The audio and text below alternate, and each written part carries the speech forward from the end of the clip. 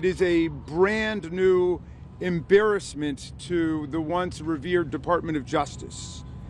It's fascinating that the president used the word BS to describe the case against him, which resulted in dozens of criminal convictions, because that was the same word that his own Attorney General, William Barr, used to describe his deranged claim that he had won the 2020 presidential election when Joe Biden beat him by more than 7 million votes. On the clock, didn't he? He did. So any prosecutions that took place, they actually took place under the Wray FBI department. Is that correct? That's correct. Okay. And the last thing, I know, Mr. Chair, I'm running out of time, just real quick. The last thing that I want to ask, because we've talked about the mayor of New York, is he a Democrat or a Republican? He's a Democrat. And he was prosecuted under a Democratic DOJ or a Republican DOJ? A Democratic DOJ. Thank you so much, and I will yield. Thank you so much, Mr. Chair. You're welcome. As Donald Trump's approval rating continues to hit new historic lows every single day, the frequency with which he makes insane posts on Truth Social only continues to go up. We know this is because Donald Trump is really losing it at this point and trying to distract us from his failing economy with anything he can get to shift our focus. And the latest example of that is shifting our focus from a broken economy to a broken judicial system, because Donald Trump has just decided he is going to take the most absurd and illegal step yet in his violation of the Constitution, and doing so in an attack on President Biden and those who tried to hold him accountable. It is incredibly scary, and we are going to get into all of it. But before we do, if I could quickly ask you to leave a like on this video, and if you haven't already and you enjoy our channel, to hit that subscribe button. It goes a long way, and it really does mean a lot to me. Now, before we can get into Donald Trump's Truth Social post, I want to add a little bit of context to what he said. His assault on our Department of Justice with Jamie Raskin right here. It is a brand new embarrassment to the once revered Department of Justice. It's fascinating that the president used the word BS to describe the case against him, which resulted in dozens of criminal convictions, because that was the same word that his own Attorney General, William Barr, used to describe his deranged claim that he had won the 2020 presidential election when Joe Biden beat him by more than 7 million votes, 306 to 232 in the Electoral College. That was the word that Attorney General Barr, even one of his greatest defenders, used to describe his delusional claims about how there was election fraud and election irregularities. No other president in American history has stood at the Department of Justice to proclaim an agenda of criminal prosecution and retaliation against his political foes. This thoroughly partisan and delusional diatribe was a staggering violation of the traditional boundary between independent criminal law enforcement and presidential political power. The speak we just witnessed is a desecration of the essential values of the storied department in every way. It's an insult to the thousands of professional lawyers who go to work at the Department of Justice every day to enforce the rule of law, not the personal vendettas and partisan games of a politician. President Grant and Congress created the Department of Justice in 1870, 5 years after the Civil War, in the throes of Reconstruction. It was an exercise of Congress's powers under Section 5 of the 14th Amendment, which had just been added to the Constitution 2 years before. The purpose of the department was to protect the newly freed African American population in the South against escalating violence by the Ku Klux Klan and unrepentant secessionists. Congress wanted to protect the voting rights of the emancipated population against racial disenfranchisement schemes. Now, the Department of Justice, which first set out to defend the rule of law against white supremacy and vigilante violence, has become a department of injustice, cruelty, favoritism, and unfairness. One of Trump's first acts was to try to nullify the very first sentence of the 14th Amendment, which establishes that all persons born or naturalized in the United States and subject to the jurisdiction thereof is a citizen of the United States. And they tried to destroy that, leading to at least 4 federal courts invalidating this executive order. An Obama judge, a Biden judge, a Reagan judge, and even a Trump judge. And the Reagan judge said it was the easiest case he ever had to decide. You don't have to be a lawyer to know what's wrong with that executive order or any of the other ones. You just have to know how to read. And that judge was very clear about it. Donald Trump spoke almost exclusively on the campaign trail about how Joe Biden was weaponizing the DOJ against him, how he was being unfairly prosecuted, obviously, all of those things being a lie. But immediately upon becoming president, he snapped into action, making sure he was doing the exact things he was accusing President Biden of having done. And the latest example, in this Truth Social meltdown we saw in the middle of the night from Donald Trump, shows just how far he is willing to go in breaking the law to attack his political enemies. And we can see that right here. Trump wrote, "The pardons that Sleepy Joe Biden gave to the unselect committee of political thugs and many others are hereby declared void, vacant, and of no further force or effect because of the fact that they were done by autop pen." In other words, Joe Biden did not sign them. But more importantly, he did not know anything about them. The necessary pardoning documents were not explained to or approved by Biden. He knew nothing about them, and the people that did may have committed a crime. Therefore, those on the unselect committee who destroyed and deleted all evidence obtained during their 2-year witch hunt of me and many other innocent people should fully understand that they are subject to investigation at the highest level.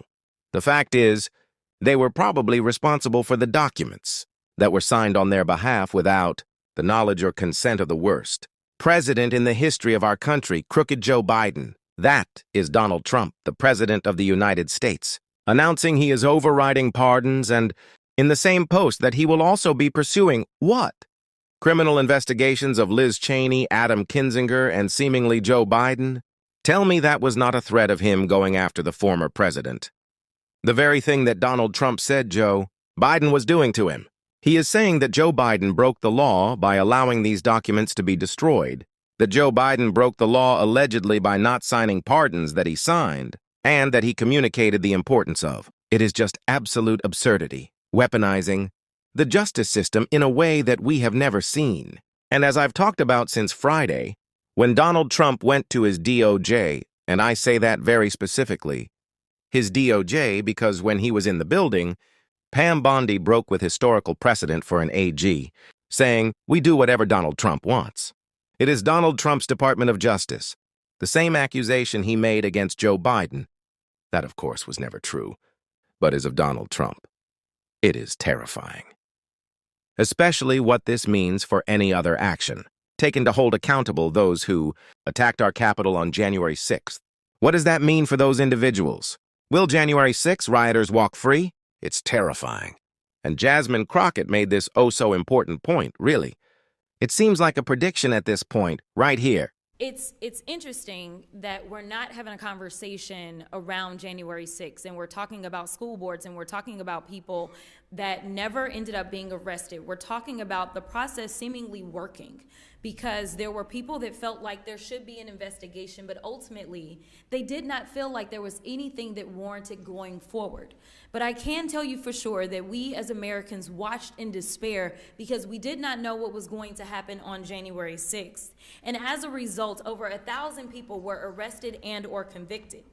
But the first day, the first priority that the sitting president had was to release these criminals. So while we're talking about whether or not we're going to be safe, I want to clarify these weren't little innocent folk that were running around and were persecuted as it was made out to be. In fact, we know that the day after one of those defendants got out, he was rearrested on a firearm charge. We know that soon after another defendant got out, he was arrested for child solicitation. We know that after another one got out, he was actually killed by law enforcement in a confrontation. And we know that after another one got out, she was sentenced because of a fatal car crash that she caused. So I want to be clear. In this country, we should believe in law and order. And I am going to be honest because much like Mr. Breen, the only time that I ever entered a criminal courthouse was in defense of someone, in defense of the accused. And it is because I believe in the Constitution. I believe that everyone has the right to due process. And as a defense attorney, I should show up ready, and I am hoping that the system works. But I say hoping because nothing on this earth is perfect. And one of the things that I actually used to take a lot of issue with was the fact that I did believe that there was a two-tier justice system. This is not something that the black community somehow woke up and said, oh, this is a new thing, although we're talking about it and we're meaning it in different ways, because all of a sudden you had somebody with more power than arguably anyone in the world, and somehow Lady Justice found him too. And I say Lady Justice somehow found him because it was grand juries that had to indict him. And then ultimately, he was found guilty of 34 counts of felonies, at least in one courthouse. We know that the other cases never proceeded for various reasons. We also know that when he entered into civil courthouses, he was found liable for various things. Listen, I don't want to have the American people get it twisted. I don't want them to be confused and believe that just because somebody is a prosecutor or just because somebody brings a case, that somehow that is weaponization. If they bring it forward and if the justice system works the way that it's supposed to be, Mr. Breen, you talked about how your client was found not guilty, and I'm guessing that you accept that jury's verdict. Certainly. You accept that jury's verdict for your client? Absolutely. Okay, but I got to move on to a few other things really quickly. Christopher Wray. Mr. Ballou, do you know who that is? Yes. Was Christopher Wray appointed by Joe Biden? No, he was appointed by President Trump. He was appointed by President Trump. Now, Christopher Wray, for those that don't know, was the head of the FBI. And Christopher Wray, was he fired by Joe Biden just because Joe Biden was a Democrat that came in? No. In fact, Christopher Wray left the FBI when Trump threatened to fire him, but Christopher Wray still had time on the clock, didn't he? He did. So any prosecutions that took place, they actually took place under the Wray FBI department. Is that correct? That's correct. Okay. And the last thing, I know, Mr. Chair, I'm running out of time, just real quick. The last thing that I want to ask, because we've talked about the mayor of New York, is he a Democrat or a Republican? He's a Democrat. And he was prosecuted under a Democratic DOJ or a Republican DOJ? A Democratic DOJ. Thank you so much, and I will yield. Thank you so much, Mr. Chair. You're welcome, Ranking. This is a terrifying reality that we are in, of those going free and those who will now be quite literally put on trial by Donald Trump. And we saw just yesterday, Lindsey Graham was on Face the Nation with Margaret Brennan, saying that he thinks it's okay for Donald Trump to go after those he views as his political enemies, those who attempted to ruin his life. Lindsey Graham said that holding Trump accountable for breaking the law was ruining his life. Now, Donald Trump wants to ruin the lives of those who wish to hold him accountable, who work to hold him accountable. That's what this is. They are going after Liz Cheney. They are going after Adam Kinzinger. They are going after Joe Biden. Wouldn't be surprised if they're going after us. It is scary, but we have to continue to call it out. This is truly frightening stuff. And we're going to do it every single day on the show. If you want to support this effort, which gets increasingly worrisome every day but is more important because of it, you can hit that subscribe button. You can leave a like on this video. And if you stuck around until the end, you can drop an R in the comments. Until next time, I'll see you soon.